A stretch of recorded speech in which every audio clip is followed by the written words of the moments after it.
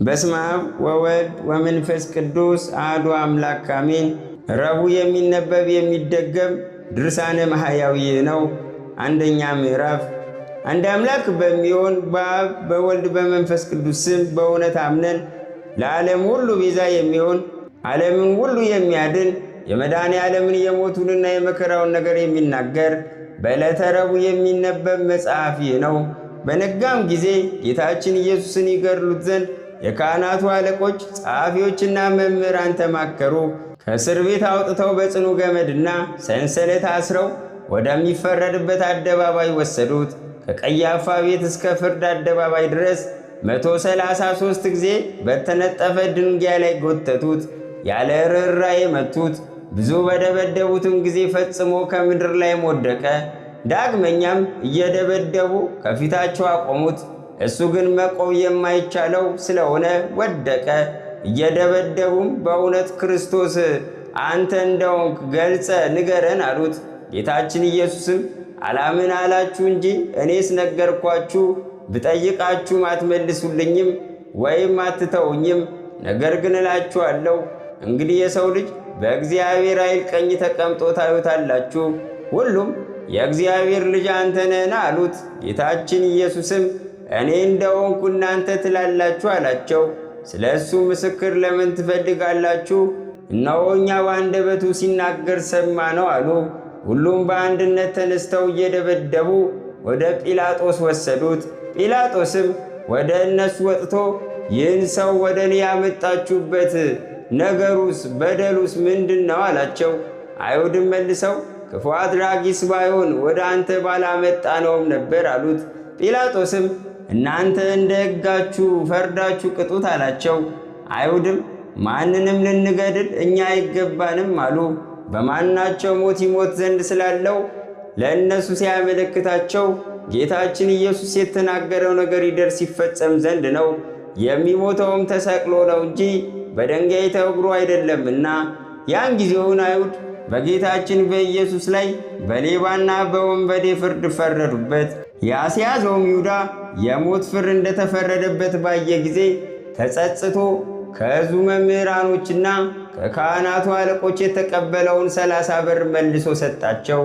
ይህን እውነተኛ ሰው ያስገደልኩ ንጹሕ ደሙን ያፈሰስኩ እኔ በድያለሁ፣ አላበጀውም ብሎ መለሰ። እኛ ከአንተ አንተ ከእኛ ምን አለ? ለራስህ ወቅ አሉት። ይህንንም ብር በአዳራሹ በትኖ ወደ ታላቅ እንጨት ሂዶ በእንጨቱ ላይ ገመድ አስሮ ተሰቀለ። ነገር ግን ያለ ንስሐ ተሰቅሎ እንዳይሞት ብሎ ጌታችን ኢየሱስ በቸርነቱ እንጨቱን ወደ ምድር አዘነበለው። ይሁዳም ተሰቅሎ ባለመሞቱ ተበሳጭቶ ወደ ሌላ እንጨት ሂዶ ተሰቀለ። ጌታችን ኢየሱስም ሁለተኛ ጊዜ በቸርነቱ ብዛት ተሰቅሎ እንዳይሞት እንጨቱን አዘነበለለት። እንጨቱንም እንደ ሰው እንዲናገር አደረገው። እንጨቱም እንደ ሰው ተናግሮ እንደ ወንድምህ እንደ ጴጥሮስ ስለ ኃጢአት ንስሐ ገብተህ አልቅስ አለው። ጴጥሮስን ይቅር እንዳለው የአንተንም ኃጢአትን ይቅር ይላልና እምቢ ብሎ በብዙ ጻዕርና መከራ ሳይሞት በሦስተኛው እንጨት ተሰቅሎ ዋለ። በሰርክም ጊዜ በጌታችን በኢየሱስ ፈቃድ እንጨቱ ወደ ምድር ጣለው።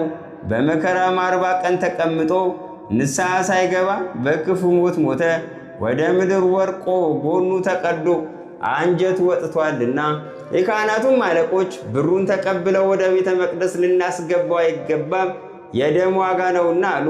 ተማክረውም በጌታችን በኢየሱስ እውቀት ለምጻተኛ መቃብር ይሁን ብለው የአንጠረኛውን ቦታ ገዙበት።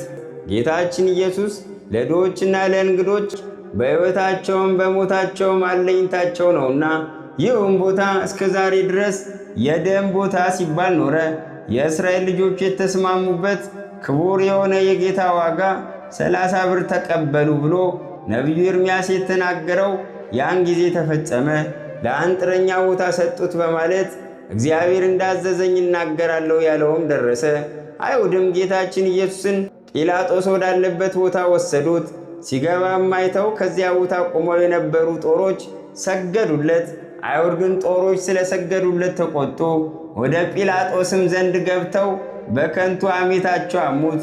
ጲላጦስም የመስገዳቸውን ነገር ይረዳ ዘንድ 6 ጦሮች ወዳሉበት ቦታ ጌታችን ኢየሱስን ውሰዱት ብሎ አዘዘ። ጦሮችም በኃይል እየሳቧቸው ሳለ ጌታችን ኢየሱስን ባዩት ጊዜ ሰገዱለት። አይሁድም ይህን ተአምራት አይተው እንዲህ ያለ መድኃኒተኛ ሰው አላየንም ብለው ጮኹ።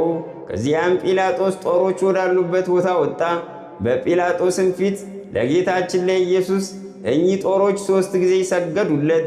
ለጌታ እንዳይሰግዱለት ኃይለኞች ሰዎች በገመድ ሲስቧቸው ከማፈራቸው ብዛት የተነሳ እንደ አስማተኞች እንደ ኢያኔስ እንደ ኢያንበሬስ አስማተኛ ነው አሉት። ከማፈራቸው ብዛት የተነሳ ከጲላጦስ ፊት ወስደው አቁመው ጌታችን ኢየሱስን አጣሉት፣ አካሰሱት።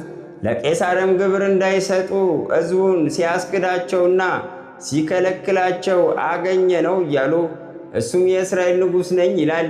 የእግዚአብሔርን ለእግዚአብሔር አድርጉ፣ የቄሳርን ለቄሳር ስጡ ካላቸው በኋላ ሐሰተኞች ሆነዋልና እሱም ስለ ትሕትናው ግብሩን ከሰጣቸው በኋላ ጲላጦስ የአይሁድ ንጉሥ አንተ ነህን ብሎ ጠየቀው። ጌታችንም መልሶ እኔ ንጉሥ እንደሆንኩ አንተ ትላለህ አለው። ይህን ሰው ሰንበትን የማያከብር የእግዚአብሔር ወገን ያይደለ ነው እያሉ ያጣሉትም ያካሰሱትም አሉ። በሰንበት ድውያንን አዳነ፣ የዕውራንንም ዓይን አበራ፣ የሞቱትንም ሰዎች በሰንበት አስነሳ። በሥራ ሁሉ ሰንበትን ሻሪ ነው።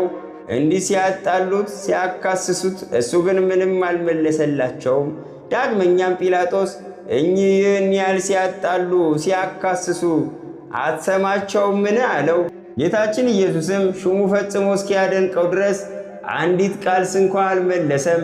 በሰንበት ተአምራት የሚያደርግ ጌታችን ግን አባቱ በሰንበት ተአምራትን እንዲያደርግ እሱም በሰንበት የታመሙትን በእውነት አዳናቸው።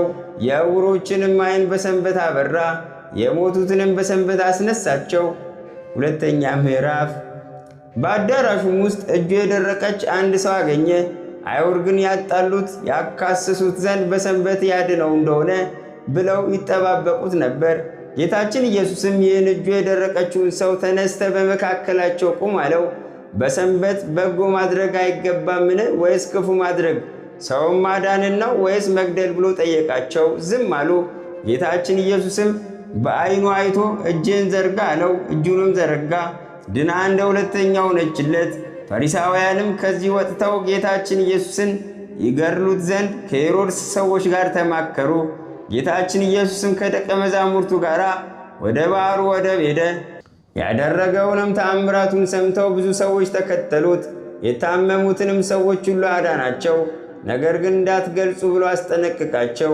አይሁድ ግን ሰንበት ሻሪ ነው አሉት። ሦስተኛ ምዕራፍ። ከወደፊቱ ሆዱ ያበጠ አንድ ሰው ነበር። ጌታችን ኢየሱስም ጸሐፍት ፈሪሳውያንን በሰንበት ሰው ማዳን ይገባልን ወይስ አይገባም አላቸው። እነሱ ግን ዝም አሉ። ጌታችን ኢየሱስም ይህን ሆዱ ያበጠውን ሰው ይዞ በሰንበት አድኖ ሰደደው። አይሁድ ግን ሰንበት ሻሪ ያደረጉት። 18 ዓመት ጋኔን ይዞ የሚጥላት አንዲት ሴት ነበረች። እሷም ጎባጣ ነበረች፣ ፈጽማም መቆም አትችልም። ጌታችን ኢየሱስም ባያት ጊዜ አንቺ ሴት ከደዌሽ ድነሻል ብሎ በእጁ ዳሰሳት። ድናም በሰንበት ቀን ሄደች፣ እግዚአብሔርንም አመሰገነች። አይሁድ ግን እሱን ሰንበት ሻሪ ነው አሉት። አራተኛ ምዕራፍ። ጌታችን ኢየሱስም በሰንበት ቀን ከዚያ ሲያልፍ ዕውር ሆኖ የተወለደ ሰው አገኘ። ደቀ መዛሙርቱም መምህሮ፣ ይህ ሰው ዕውር ሆኖ የተወለደው በራሱ ኃጢአት ነውን ወይስ በዘመዶቹ ብለው ጠየቁት። ጌታችን ኢየሱስም የእግዚአብሔር ሥራ በእሱ ላይ ይገለጥ ዘንድ ነው እንጂ ዘመዶቹም እሱም አልበደሉም አላቸው። ነገር ግን ብርሃን ሳለ የአባቴን ሥራ እሠራ ዘንድ ለእኔ ይገባኛል አላቸው። አንድ ሰውስ እንኳ ሥራ ሊሠራበት የማይቻለው ሌሊት ይመጣልና በዚህ ዓለም ሳለው የዓለም ብርሃን እኔ ነኝ። ይህንንም ካለ በኋላ በምራቁ አፈር ለውሶ ዓይኑን ቀብቶ ሄደ፣ በፈሳሽ ውሃ ታጠብ አለው። ሄዶም ታጠበ፣ እያየም ተመለሰ። አይሁድ ግን ሰንበት ሻሪ ያደረጉት። አምስተኛ ምዕራፍ። ጌታችን ኢየሱስም በሰንበት ወደ አልዓዛር መቃብር እያለቀሰ ሄደና ከመቃብሩ አፍ ያለውን ደንጊያውን አንሱ አላቸው። የሞተውም ሰው እህት ጌታዬ ሆይ ዛሬ 4ኛ ቀኑ ነውና ፈጽሞ ሸቷል አለችው። ጌታችን ኢየሱስም ብታምኝስ የእግዚአብሔር ታምራቱን ጌትነቱን ታያለሽ አላልኩሽምና አላት። ደንጊያውን ከመቃብሩ ላይ አነሱት። ጌታችን ኢየሱስም ዓይኖቹን ወደ ሰማይ አቅንቶ አባቴ ልመናዬን ሰምተኸኛልና አመሰግናለሁ፣ ዘወትርም እንደምትሰማኝ አውቃለሁ አለ። እኚህ የቆሙት ሰዎች አንተ እንደላከኝ ያምኑ ዘንድ እንዲህ አልኩ እንጂ። ይህን ካለ በኋላ አልዓዛር አልዓዛር ና ወደ ውጭ ውጣ ብሎ በታላቅ ቃል አሰምቶም ተናገረ። ይህም የሞተው ሰው እጁም እግሩም ታስሮ እንደተገነዘ ፊቱም በልብስ እንደተጠቀለለ ከመቃብር ውስጥ ወጣ። ጌታችንም መግነዙን ፈትታችሁ ተዉት ይሂድ አላቸው። ሄደም እንዲህም ሙታንን የሚያስነሳ የታመሙትንም የሚያድን አምላክ ከጲላጦስ ፊት አቁመው አጣሉት፣ አካሰሱት። 6ኛ ምዕራፍ። እንዲህም ካጣሉት ካካሰሱት በኋላ ሕዝቡንና ሊቃነ ካህናቱን በዚህ ሰው ላይ ያገኘውበት በደል የለም አላቸው። ከገሊላ ጀምሮ እስከዚህ ድረስ በይሁዳ አውራጃ እያስተማረ ሕዝቡንም ያውካል እያሉ ሁሉም ጮኹ። ጲላጦስም ገሊላ ሲሉ ሰምቶ የገሊላ ሰው እንደሆነ ብሎ የገሊላን ሰዎች ጠየቀ። ከሄሮድስ ግዛት እንደሆነ አውቆ ያን ጊዜ ሄሮድስ በኢየሩሳሌም ሳለ ወደ ሄሮድስ ላከው። በላከውም ጊዜ ጌታችን ኢየሱስ ከመገዛት ነፃ ሲሆን በትሕትና ሄደ። እሱ የምድራውያንና የሰማያውያን ገዢዎች ገዢ ሲሆን የምድራውያንና የሰማያውያን ጌቶች ጌታ ሲሆን የሰማያዊ ንጉሥ ልጅ ሲሆን እርሱ የምድርና የሰማይ ንጉሥ ሲሆን በደቀ መዝሙሩ በጴጥሮስ እጅ ከዓሣ ሆድ ወርቅ አውጥቶ ግብር ለሚቀበሉ ሰዎች ግብርን በትሕትና ሰጠ። ሄሮድስም ጌታችን ኢየሱስን ባየው ጊዜ የተወደደ ደም ግባቱን መልኩንና ብሩህ የሆነ ፊቱን ከማየቱ የተነሳ እጅግ ደስ አለው። ብዙ ሥራውን በሰማ ጊዜ ከብዙ ቀን ጀምሮ ሊያየው ይወድ ነበርና የሚሠራውንም ሥራ ሁሉ ሊያይ ይወድ ነበርና ብዙ ነገርም መረመረው፣ ጠየቀው። ጌታችን ኢየሱስ ግን ቃል አልመለሰለትም። ጸሐፍትና የካህናት አለቆችም ዝም ስላለ ቁመው ያጣሉት ያካስሱት ነበረ። ሄሮድስና ብላቴኖቹ ክፉ ነውሳ እያሉ ዘበቱበት። ጌታችን ኢየሱስንም ሄሮድስ እንዳዘዛቸው ብዙ ገረፉት። ሥጋው እየተቆራረጠ ደሙ እንደ ውኃ ወደ ምድር ፈሰሰ። ሄሮድስም ጌታችን ኢየሱስን አቃለለው። በመገረፉም ያዘነ የተከዘ ሆነ። ጌታችን ኢየሱስንም ቀይ ልብስ አለበሱት። ይህ ሰው ሞት ይገባዋል ብሎ ወደ ጲላጦስ ላከው። ጠላቱ ስለሆነ ከቀድሞ ጀምሮ ሊገድለው ይወድ ነበርና ፈሪሳውያን እንደነገሩት ሄሮድስ ሊገል ይፈልጋልና ከዚህ ሂድ ብለው ነገሩት። ጌታችን ግን የዚያን ጊዜ እንዳይገድለው ኋላ ግን በጊዜው እንዲሞት አውቆ ይህን ቀበሮ ሄሮድስ ሂዳችሁ እንዲበሉት ብሎ ነገራቸው። እነሆ ጋኔን አወጣለሁ፣ ዛሬም ነገም ሕይወትን እሰጣለሁ፣ በሦስተኛውም ቀን ሥራዬን ፈጽሜ እሄዳለሁ በሉት አላቸው። ለመምህር በኢየሩሳሌም እንጂ ከኢየሩሳሌም ውጭ ሊሞት አይገባውምና።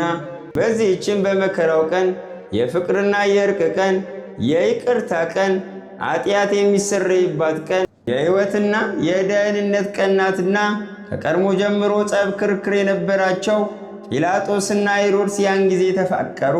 ጲላጦስም ከአደባባይ ገብቶ ጌታችን ኢየሱስን ጠርቶ የአይሁድ ንጉሣቸው አንተ ነህን? አለው።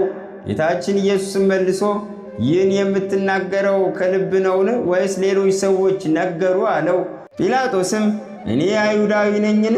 ወገኖቼ የካህናት አለቆችም ወደ እኔ ያመጡ አይደለምን? ምን ላድርግልህ? አለው። ጌታችን ኢየሱስም መንግሥቴስ በዚህ ዓለም አይደለችም ብሎ መለሰ። መንግሥቴስ በዚህ ዓለም ቢሆን አይሁድ ይዘው ወደ አንተ እንዳያመጡኝ ብላቴኖቼ በተዋጉልኝ ነበር። ዛሬስ መንግሥቴ በዚህ ዓለም አይደለችም። ጲላጦስም መሆኑን ንጉሥ ነህን? አለው። ጌታችን ኢየሱስም እኔ ንጉሥ እንደሆንኩ አንተ ትላለህ አለው። ስለዚህ ነገር በእውነት ምስክር ሆን ዘንድ በዚህ ዓለም መጥቼ መሰክር ዘንድ ሰው ሆኜ ተወልጃለሁ። ከእውነት የተገኘ ሁሉ ቃሌን ይሰማኛል። ጲላጦስም እውነቱ ምንድን ነው? አለው። 7ኛ ምዕራፍ። ጌቶቼ አብ ወልድ መንፈስ ቅዱስ ሆይ አደራ እላችኋለሁ። እመቤቴ ቅድስት ድንግል ማርያም ሆይ አንቺንም እማልድሻለሁ። ጌታ ኢየሱስ ክርስቶስ በነፍሱና በሥጋው በተቀበላቸው መከራዎች ሁሉ በመቸንከሩ የሾህ አክሊል ተቀናጅቶ በመሰቀሉ በሞቱም ወደ ሲኦል በመውረዱ በጦር በመወጋቱ ጌታችን ኢየሱስ ክርስቶስ በመቀበሩ ኃጢአቴን ሁሉ ይቅር ትሉኝ ዘንድ ከኃጢአትም ፍዳ ሁሉ ታድኑኝ ዘንድ ለዘላለሙ አሜን። የረቡዕ ተአምር። በቅዱስ ወንጌል እንደተነገረ በሰንበት ቀን የተደረገ ተአምር ይህ ነው። ከታመመ 38 ዘመን የሆነው አንድ ሰው ነበረ። ጌታችን ኢየሱስም እሱን በአልጋው ላይ ተኝቶ ባየው ጊዜ ደዌው እንደዘገየበት አውቆ ልትድን ትወዳለህን? አለው። ወደሚጠመቁበት የሚያወርደኝ ሰው የለኝም ዘመድም የለኝም እንጂ አዎን ጌታዬ፣ እኔስ ልድን እወዳለሁ አለው። እኔም በመጣው ጊዜ ሌላው ቀድሞኝ ይወርዳል። ጌታችን ኢየሱስም በሰንበት ተነስተ አልጋን ተሸክመ ሂድ አለው። ይህም ሰው ድኖ አልጋውን ተሸክሞ ሄደ። አይሁድ ግን ጌታን ሰንበት ሻሬ አሉት። የረቡዕ አርኬ።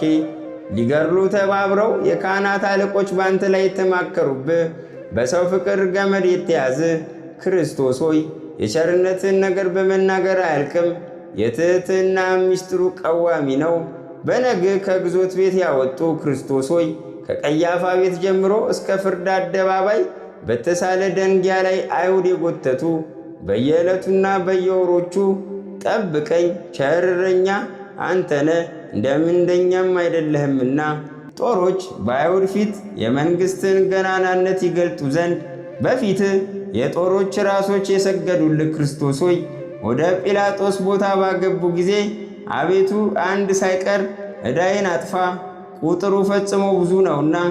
ለማጣላት በጲላጦስ ፊት ያቆሙ የእናት ዘመዶች በመፈራረቅ የሰደቡ ልማድ ኃጢአት ማስተስረይ የሆነ ክርስቶስ ሆይ በገቢርና በሐልዮ ብበድል የእኔ ባሪያን ኃጢአት አታስብ። ሊቃነ መላእክት በፍርሃት በፊት ሲቆሙ እንደ ባሪያ በጲላጦስ ፊት የቆምክ እኔን ባሪያን የዚህን የግፍን ልክ ባሰብኩ ጊዜ ክርስቶስ ሆይ ትሕትና ዕጹብ ነው፣ ትዕግሥትም የሚያስደንቅ ነው አለው። እውነተኛ ሰው ስትሆን አይሁድ የገደሉ ክርስቶስ እግዚአብሔርን አባት ብታደርግ በንጉሥ ቄሳር በደል ያጣሉ። በደሌ ከሥጋዬ በአፋ ነውና በደለኛ በሚሆን በሥጋዬ አቤቱ አንተ አስተሰርይልኝ።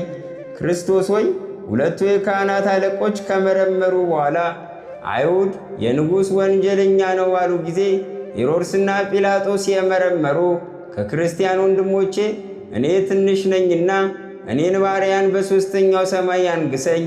ክርስቶስ ሆይ በልባቸው ከራቁ ዘንድ አንተን ከማክበር ተለይተው የሄሮድስ ወታደሮች በትሕትና የዘበቱብህ ቁጥሩን ማወቅ እስኪሳናቸው ድረስ አይሁድ የገረፉ አንተን ለመያዝ በተጉ ጊዜ የአይሁድ ወገኖች እንደወደቁ ጠላቶቼ እንደነሱ የዋሊት ይውደቁ። ክርስቶስ ሆይ ፊትን በማየት ልቡ ደስ ካለው በኋላ ሄሮድስ የመገረፍህን ፍርድ ያለ አግባቡ የፈረደብህ ቀይ የሆነ የምልክት ልብስን ያለበሱ አቤቱ ኃጢአቴ በዝቷልና ቀድሞ ልብ በሰው እንደተጸጸተ አትጸጸትብኝ። ስቅለትን ከወደደ በኋላ ከሚያስፈራ ስቃይ ሞት 2 ጊዜ ዳንኸው። አቤቱ የኃጥአን ምሕረት ሥራ በይሁዳ ላይ ተገለጠ። ግን 2 ጊዜ ካዳንከው በኋላ ሰይጣን ይሁዳ በክፉ አሟሟት ሙቷልና የካህናት አለቆችና ወገኖች አስይዘዋልና መማለጃ በመውደድ ምን ልስራልህ? መስፍንህ እኚህ ወደ መመስገኛ ቦታ መርተው ይወስዱኝ ዘንድ ቸርነትህንና ብርሃንን ላክ አለ። ጌታ ኢየሱስ ክርስቶስ ሆይ የእኔን የባሪያን ኃጢአት አስተሰርይልኝ ለዘላለሙ አሜን።